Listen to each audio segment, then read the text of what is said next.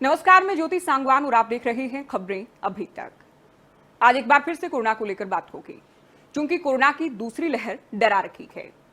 दुनिया भर के सबसे ज्यादा एक दिन के मामले भारत से सामने आ रखे हैं। पिछले कुछ दिनों से राहत मिली है, औसतन मामले अब कम सामने आ रखे हैं। तो पूरे हरियाणा की हम बात कर रखे हैं, अलग अलग जिलों की हम बात कर रखे हैं। इसी दिशा में आज बात होगी हरियाणा के सबसे नए जिले की, क्षेत्रफल के हिसाब से सबसे छोटे जिले की और जनसंख्या के हिसाब से भी सबसे छोटे जिले की, जी हाँ, चरखी दादरी की।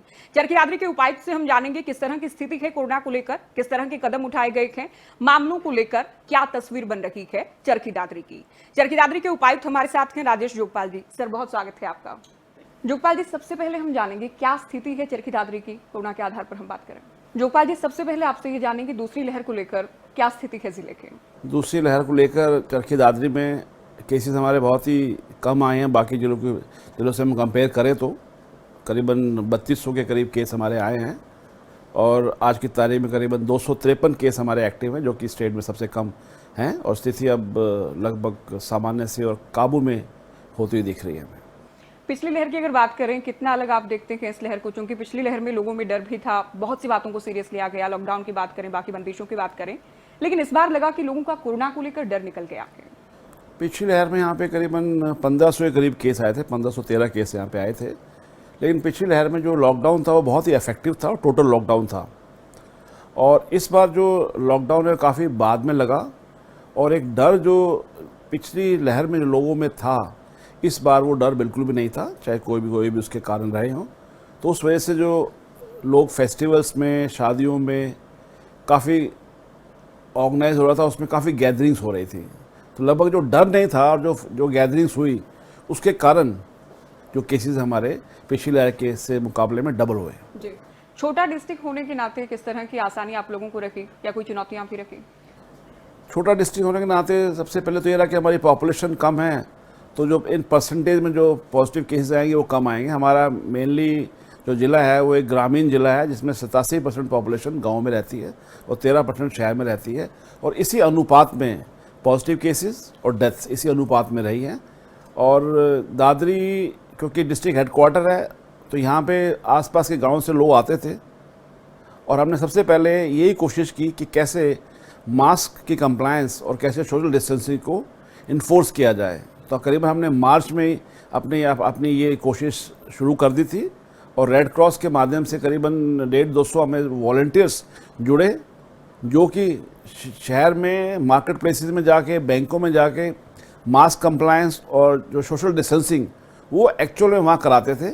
इसके साथ साथ हमने मजिस्ट्रेट्स की टीम लगाई, जो वॉलंटियर्स की बात नहीं मानता था, एक व्हाट्सएप ग्रुप के माध्यम से सभी वॉलंटियर्स में से जुड़े हुए थे और हम ड्यूटी मजिस्ट्रेट भेज के उसको जो भी फोर्स के थ्रू उनको मनवाते थे और ये मुहिम अभी तक चल रही है। तो वॉलंटियर्स का एक बड़ा योगदान मास्क कंप्लायंस में और जो हमारा सोशल डिस्टेंसिंग में रहा। उन्होंने वॉलंटियर्स ने इवन शादियों की सूचनाएं दी कि यहाँ पे शादी में इतने ज़्यादा लोग हैं और हमने वहाँ पे रेड मार के केसेस भी दर्ज कराए। तो लोगों का जो सहयोग रहा, मुझे लगता है कहीं ना कहीं एक कारण रहा होगा कि हमारे केसेस स्टेट में बहुत कम। अच्छी अलग और अनोखी पहल थी कि वॉलंटियर्स को फील्ड में उतारा जाए। क्या उनकी ओर से खुद की इच्छा जताई गई या आप लोगों की ओर से संपर्क किया गया? कैसे आइडिया आया? मैंने ये सोचा कि जब भी हम सरकारी तौर पे कोई चीज़ इन्फोर्स करते हैं तो लोग उसको कन्फ्रंट करते हैं। तो अगर यहीं के लोग जो यहीं रहते हैं, जिनको लोग पहचानते हो, वो अगर समझाएं तो लोग ज़्यादा मानेंगे और जो ना मानने वाले हैं वो बहुत कम लोग होंगे और उनको हम टैकल कर सकते हैं। और साथ में वॉलंटियर्स की बात ना सुने और उस पर हमने एक्शन लिया। इसे जो वॉलंटियर्स की बात सुन लोग उनकी ज़्यादा बात मानने लगे, अगर इनकी बात नहीं मानेंगे तो हमारे पर कार्रवाई भी हो सकेगी। तो हमारा जो ज़िला है पूरी स्टेट में सबसे ज़्यादा चालान, सबसे ज़्यादा लोग अरेस्ट और सबसे ज़्यादा केसेस दर्ज हमारे दादरी जिले में हुए हैं। इसका अगर दूसरा पहलू देखें सर, तो क्या ये मानकर चलें कि लोगों की ओर से नियम नहीं माने जा रहे थे, व्यापारियों की ओर से भी कि चालान करने पड़े? जैसा कि आप जानते हैं कि काफ़ी पिछले साल से लॉकडाउन रहा और व्यापारियों को घाटा भी काफ़ी हुआ। तो एक ह्यूमन टेंडेंसी होती है कि चोरी से अपना व्यापार बढ़ा लें, अगर कोई नहीं देख रहा है तो कर लें। तो वो टेंडेंसी यहाँ भी रही, बाकी जगह रही। उसको हमने चेक करने की बहुत अर्ली कोशिश की। मैं खुद यहाँ पे जो बड़ी बड़ी दुकानें वहाँ पे गया, खुद जाके मैंने चेक किया। जिन दुकानों में हमें कंप्लायंस नहीं मिले हमने केस दर्ज किया, जिन शादियों में ज़्यादा लोग मिले हमने वहाँ भी केस दर्ज किया।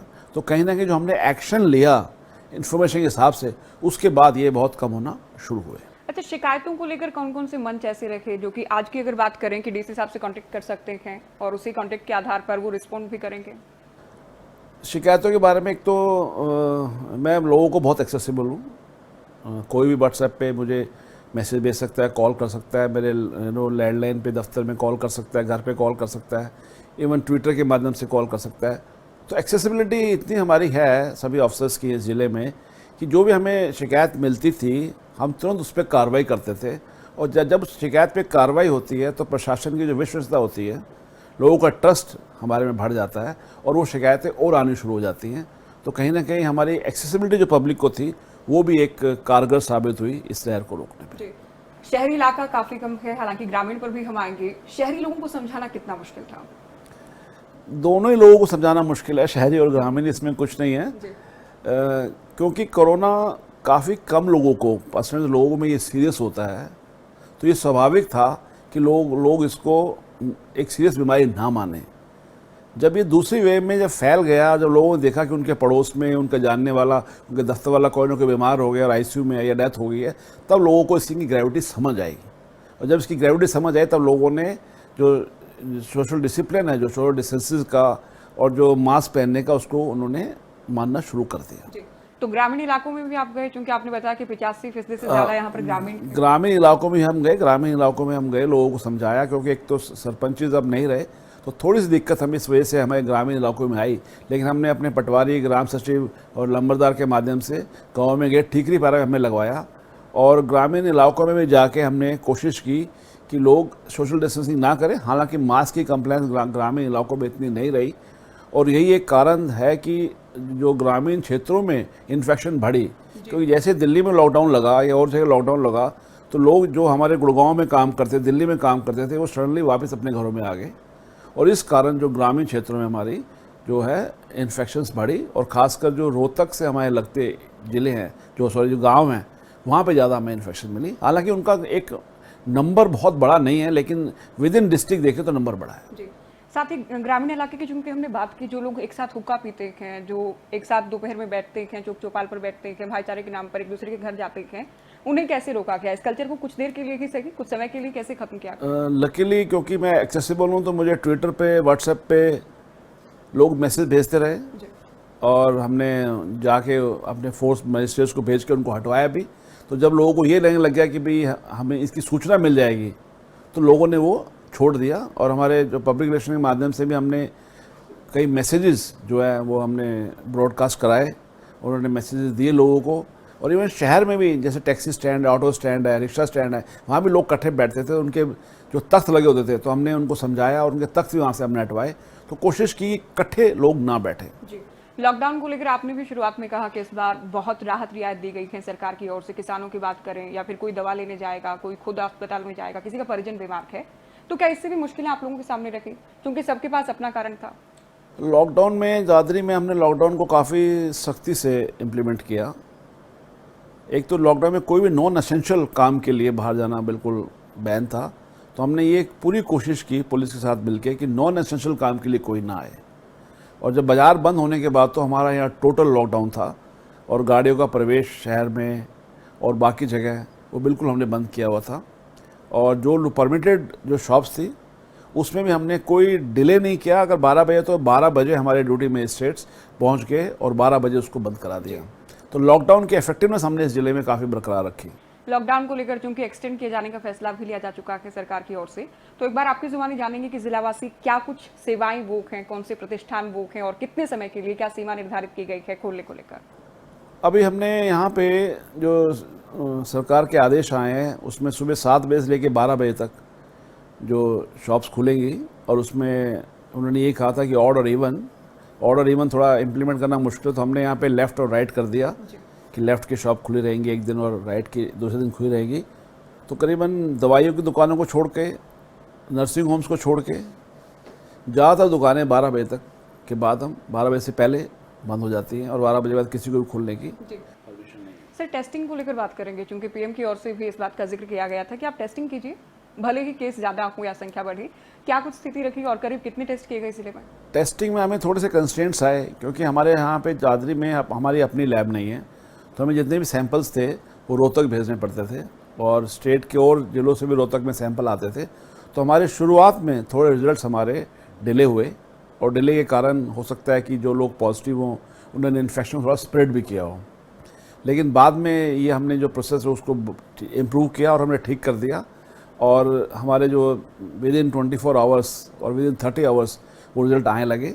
लेकिन हमने एक किया कि जैसे हमारे पास रिज़ल्ट आया, जो किट डिस्ट्रीब्यूशन में हेल्थ डिपार्टमेंट को थोड़ी दिक्कत आ रही थी, तो हमने अपने रेड क्रॉस के वॉलंटियर्स लगा के रातों रात किटें बनवाई। हमारे पास ऑक्सीमीटर्स की शॉर्टेज हो गई थी, हमने फटाफट दिल्ली से ऑक्सीमीटर्स मंगाए। जो हमारे किट में सामान कम हो गया था हमने तुरंत उसको मंगा के और अपने वॉलंटियर्स लगा के और हमने एसडीएम्स के माध्यम से, पटवारी और ग्राम सचिव के माध्यम से और म्यूनसिपल काउंसिल के माध्यम से शहर में ये हमने बंटवाए। और जैसे ही हमें कम्युनिकेट होता था कि पॉजिटिव केसेस ये हैं, तो विद इन 3-4 आवर्स वो जो किट्स थी वो कंसर्न कोविड पेशेंट को पहुंच जाती थी। टेस्टिंग को लेकर कहीं दिक्कत आई आप लोगों को? क्योंकि देश का एक बड़ा तबका आज भी वोक है जो कि नहीं मानता कोरोना को, या जैसे लगता है कि आप टेस्ट करवाने जाएंगे पॉजिटिव भी आएंगे, या बहुत से लोगों को लगता है कि मीडिया की कोरोना को लेकर बातें बता रहा है, तमाम तरह के भ्रम हैं, तमाम तरह के संशय हैं, तो कहीं लगा कि टेस्टिंग के लिए भी लोग तैयार नहीं। ये कारण जो मॉर्टेलिटी का मुझे लगा, जो गांव में मॉर्टेलिटी थी, कि एक डर लोगों को था कि हम टेस्ट कराएंगे और हम पॉजिटिव पाए जाएंगे तो हमें हॉस्पिटल जाना पड़ेगा। तो मुझे लगता है कि काफ़ी जो डेथ्स इस तरह से हुई कि लोग हॉस्पिटल आना नहीं चाहते थे और ख़ासकर जो एल्डरली लोग थे, जो हमारी एल्डरली पॉपुलेशन थी, उसमें ऐसे हुई। टेस्ट में लोग डरते थे, अभी भी जो टेस्ट लोग इतना खुल के नहीं कराते हैं और टेस्टिंग फैसिलिटी हमारे यहाँ ज़्यादा भी नहीं है। मुझे लगता है जब ये नई किट जो आई है जिसमें सेल्फ टेस्टिंग होगी, जब ये बाज़ार में आ जाएगी तो मुझे लगता है लोग अपने आप उसको सेल्फ टेस्टिंग कर सकेंगे और फिर हो सकता है उसको रिपोर्ट कर सकेंगे। जोगपाल जी, अब तक जितने केसेस आए हैं उनमें से करीब कितना प्रतिशत वो हैं जो कि हॉस्पिटल में हैं? कितने लोग वो हैं जो कि होम आइसोलेशन में? हमारे यहाँ आज की तारीख में हमारे 253 लोग हैं जो कि होम आइसोलेशन में हैं और उसमें करीबन 98 लोग ही सिर्फ यहाँ पे शहरों में हैं, बाकी सभी लोग गांव में हैं जी। तो कोई बहुत ज़्यादा परसेंटेज नहीं है ये। और हमारे सीवियर केसेस कोई नहीं है, सिर्फ 88 केसेस हमारे जो हैं आज की तारीख में हॉस्पिटलाइज हैं। और हमारे यहाँ कभी भी किसी भी स्टेज पे दूसरी लहर में हमारे हॉस्पिटल बेड्स हमेशा अवेलेबल रहे, ऑक्सीजन बेड्स हमारे पास हमेशा अवेलेबल रहे, हमें कभी भी ऑक्सीजन की दिक्कत कभी भी हमें नहीं आई। और स्टेट में हमने सबसे पहले जो क्रॉनिक पेशेंट्स जो घर पे हैं उनके लिए ऑक्सीजन का प्रबंध हमने अपने ज़िले में किया। 4 मई से हमने किया और गवर्नमेंट ने ये 12 मई से किया। तो हमने अपने ज़िले में ऑक्सीजन की, दवाइयों की, बेड्स की दिक्कत को नहीं आने दिया। और उसका एक कारण ये भी हो सकता है कि क्योंकि दादरी में बहुत अच्छी मेडिकल सुविधाओं का अभाव है, तो लोग हो सकता है रोहतक चले गए या गुड़गांव चले गए, ये कारण भी हो सकता है। लेकिन जो भी हमारे पास यहाँ पे आया, चाहे वो सिविल हॉस्पिटल में आया चाहे प्राइवेट में आया, उसको यहाँ पे एडमिशन मिला और उसकी ट्रीटमेंट हुआ। ऑक्सीजन का आपने कहा कि जो होम आइसोलेशन में थे उनको भी उपलब्ध करवाई गई, क्या इस बात को सुनिश्चित किया गया कि सभी लोगों तक आप पहुँच पाएँ, कि जो लोग होम आइसोलेशन में थे वही रिकवर हो जाए, उनको अस्पताल जाने की नौबत ना हो, क्रिटिकल ना हो? लकीली हमारे ज़िले में होम आइसोलेशन में एक भी फैटलिटी नहीं हुई है। हमारा होम आइसोलेशन का जो मॉनिटरिंग सिस्टम है वो 3 टायर सिस्टम है। हेल्थ वाले करते हैं, एक रेड क्रॉस वॉलंटियर्स की टीम है और एक और होम आइसोलेशन की टीम है। वो तीनों उनसे बात करते हैं और हमारे नोटिस में आया 2-3 लोग जिनका की हालत बहुत ख़राब हो गई थी होम आइसोलेशन में, तो उनको हम तुरंत हॉस्पिटल में लाए और उनको एडमिट किया। तो ये लगातार हमारा प्रयास रहा कि हम जो होम आइसोलेशन में उनके टच में रहे। हालांकि पोस्ट कोविड जो सर्वे हमने एक कराया ब्लैक फंगस के लिए, जिसमें जिन लोगों ने स्टेरॉइड्स लिए थे उनकी सिचुएशन क्या है, हमने सभी लोग जिन्होंने स्टेरॉइड लिए थे और एडमिट रहे थे उनका सर्वे कराया और उसमें 2 लोग हमें मिले जिनको ब्लैक फंगस था और उनको हमने रोहतक में रेफर कर दिया। तो स्टेट में ये सर्वे बहुत देर में, अभी कल ही लॉन्च हुआ है, हम उसको कंप्लीट करके उस पर एक्शन भी ले चुके हैं। ये काबिल तारीफ है कि आप लोगों ने शुरुआत से ही ऐसा किया, बाद में भी आप लोग कांटेक्ट में रखे उनके। अच्छा, ब्लैक फंगस को लेकर चूंकि मेडिकल कॉलेज की बात कही गई है या फिर चरखी दादरी के जो संक्रमित होंगे उनको पीजीआई रोहतक रेफर किया जाएगा, इसके साथ साथ क्या कुछ तैयारियां हैं आप लोगों की ब्लैक फंगस को लेकर? ब्लैक फंगस को लेके बेसिकली जो हमारा डिस्ट्रिक्ट लेवल का जो एफर्ट है वो अर्ली स्क्रीनिंग और अर्ली आइडेंटिफिकेशन है, क्योंकि इसका ट्रीटमेंट आपको पता है रेफरल इंस्टीट्यूट पीजीआई रोहतक है, वहीं हमने रेफर केस करने हैं। तो हमने सिर्फ यही देखना है कि हम उसको अर्ली स्टेज पे स्क्रीन करके असेसमेंट कर ले किसी को हो गया है।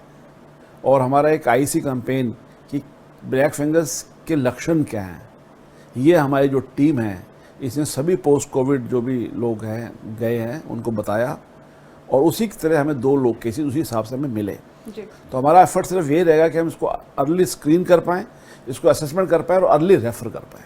सर, बतौर डीसी आपके सामने क्या लगता है कि कितनी चुनौतियां रहेंगी और सरकार के सामने भी ब्लैक फंगस को लेकर, क्योंकि अभी कोरोना को लेकर बहुत लोगों को जागरूक नहीं कर पाए थे, अब ब्लैक फंगस के सामने?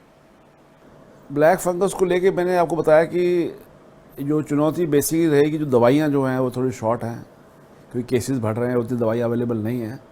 सो दवाइयों को लेने का प्रयास सरकार के स्तर पे किया जा रहा है। तो हमारे स्तर पे जो हमारे विद इन कंस्ट्रेंट्स जो हम कर सकते हैं, जो सिम्टोमेटिक जो हम ट्रीटमेंट कर सकते हैं, हम वही कर पाएंगे, और वो भी रेफरल इंस्टीट्यूट में, क्योंकि रेफरल हम यहाँ पे उसको ट्रीट भी नहीं कर सकते, तो उसको हमें रोहतक ही भेजना पड़ेगा। तो ये एक सरकार स्तर का मैटर है कि रोहतक में जो फैसिलिटीज़ उपलब्ध करा पाना। बिल्कुल।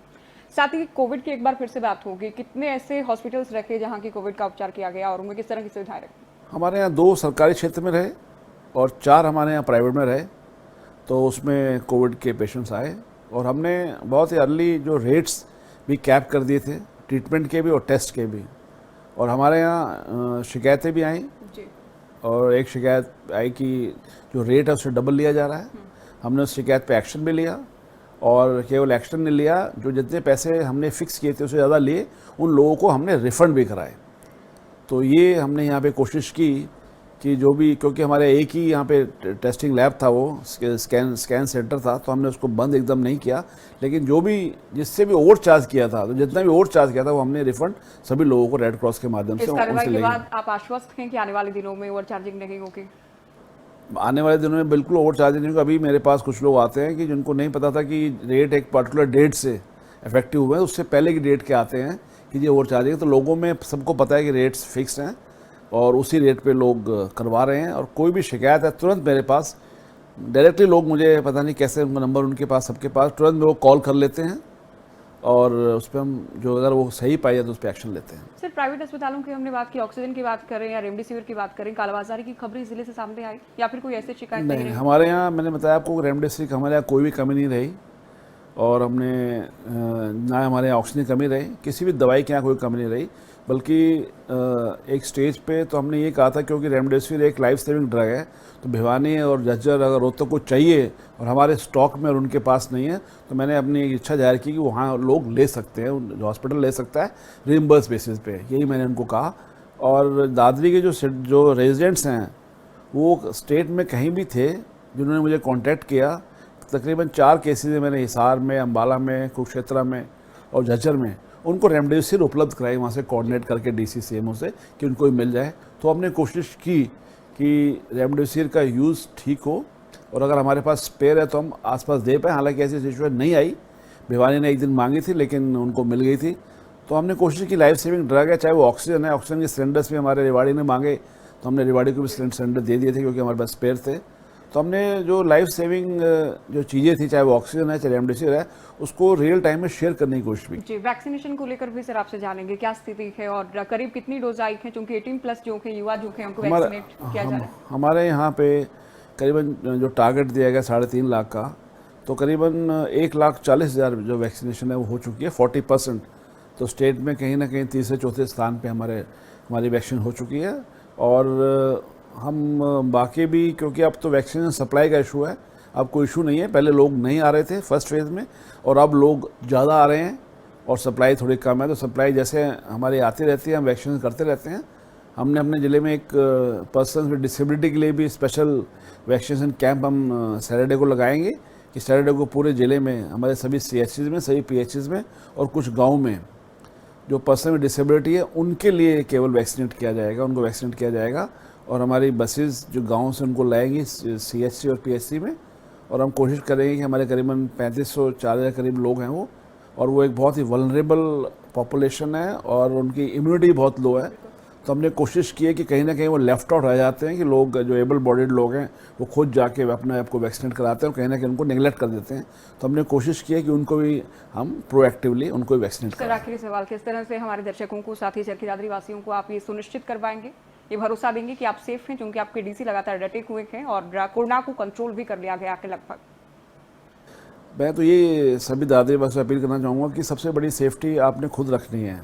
कोविड प्रोटोकॉल जो है इसका आपने पूरा पालन करना है। मास्क आपने पहनना है, और मास्क में एक चीज़ और ज़रूरी है कि आप मल्टीपल मास्क रखें, और वो धो के, अगर कपड़े का मास्क उसको धो के सुखा के दोबारा पहने। एक ही मास्क को डेली बिगर सुखाए साफ़ करें ना पहने, और सोशल डिस्टेंस बना के रखें। और ये भी मैं अपील करना चाहूँगा कि सोशल गैदरिंग्स में ना जाएं, और उसको सोशल गैदरिंग्स को इनकरेज ना करें। और अगर वैक्सीनेशन आपने नहीं कराया तो अपना वैक्सीनेशन और अपनी फैमिली का वैक्सीनेशन कराएं, बाकी लोगों को भी इम्प्रेस करें कि वो वैक्सीनेशन कराएं, क्योंकि वैक्सीनेशन ही मुझे लगता है कहीं ना कहीं एक इंश्योरेंस कोविड के अगेंस्ट है। लेकिन जो कोविड अप्रोप्रिएट बिहेवियर है उसको हमें अपनी ज़िंदगी में ढालना होगा, क्योंकि जो कोई भी वायरस है, चाहे वो कोविड का वायरस है चाहे और कोई वायरस है, वो इसी रूट के थ्रू आता है। तो हमें कहीं ना कहीं हाइजीन और कोविड अप्रोप्रिएट बिहेवियर को अपनी ज़िंदगी का हिस्सा बनाना पड़ेगा। बहुत शुक्रिया, आपने वक्त निकाला बातचीत की। Thank you.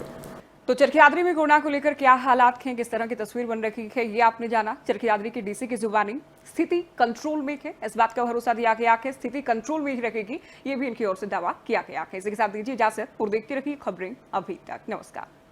अगर आपको हमारा ये वीडियो पसंद आया हो तो पेज को लाइक और शेयर करें, और इसी तरह की हर वीडियो सबसे पहले पाने के लिए चैनल को सब्सक्राइब करें।